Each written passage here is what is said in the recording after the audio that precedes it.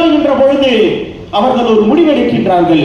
இத்தனை ஆண்டுகள் நம் பல்கலைக்கழகத்தில் படித்திருப்பார்கள் இல்லையா, அதிலிருந்து தலை சிறந்த 100 மாணவர்களை தேர்ந்தெடுப்போம் அப்படின்னு சொல்லி தலை சிறந்த 100 மாணவர்களை தேர்ந்தெடுக்கின்றார்கள்.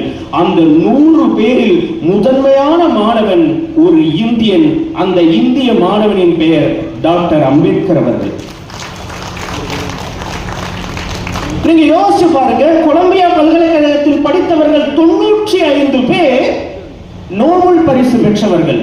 95 பேர் ஒரே காலேஜ்ல இருந்து நோபல் பரிசு வாங்கியிருக்கான். ஆனா அந்த 95 பேரையும் கீழே வைத்து அம்பேத்கரை மேலே வைத்தார்கள் என்றால், தான் கற்ற கல்வியை கொண்டு ஒரு சமூகத்தையே மேம்பாடு கொண்டு வர முடியும் என்று சட்டத்தை நிறுவியவர் என்பதால் தான் நடுவர் அவர்களே என்று நீங்க நாகநந்தினி அவர்களுக்கு சொல்லணும். ஏன் வேற என் புருஷனே சொல்ல மாட்டாரு, இன்னைக்கு விஜயகுமார் அவர்கள் சொல்லிட்டு போய் உட்கார்ந்து இருக்காரு அப்படின்னாங்க நாகநந்தினி. அவ்வளவு டெரரான ஆள் போல இருக்கவங்க. படிக்காத பெண்கள் எவ்வளவு உழைச்சி எவ்வளவு நிதி எல்லாம் சேர்க்கிறாங்க தெரியுமா?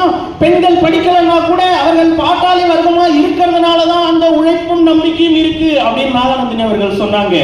நாகநந்தினி, நீங்கள் ஒரு பெண்ணா இருந்து பெண்ணோட மனசு புரிஞ்சுக்கிட்டு இருப்பீங்க அப்படின்னு நினைக்கிறேன்.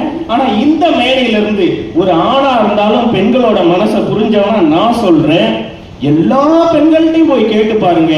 எல்லா வீட்லயும் ஏதாவது ஒரு தருணத்துல அவங்க படிக்காத தாயா இருந்தா அவங்க பிள்ளைகிட்ட இந்த வசனத்தை சத்தியமா சொல்லியிருப்பாங்க. என்ன வசனம் தெரியுமா? இன்னைக்கு நான் உங்க அப்பன்ட்ட 5க்கும் 10க்கும் கையேந்திட்டு இருக்கேன்னா ஏன் நான் படிக்கல, நான் மட்டும் படிச்சிருந்தேன்னு வச்சுக்க. எல்லா அம்மாவும் சொல்லியிருப்பாங்க.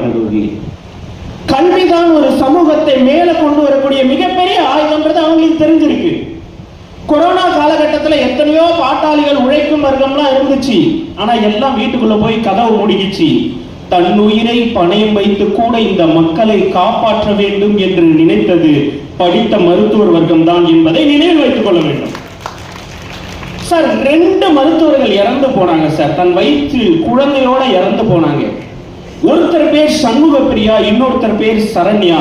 சண்முக பிரியா மதுரையிலன்னா, சரண்யா வயிற்றில் தன் குழந்தையோடு உயிரை பணயம் வைத்து கொரோனா நோயாளிகளை காப்பாற்றினாரே, அவர் இந்த வேலூரை சார்ந்தவர் என்பது எத்தனை பேருக்கு தெரியும்?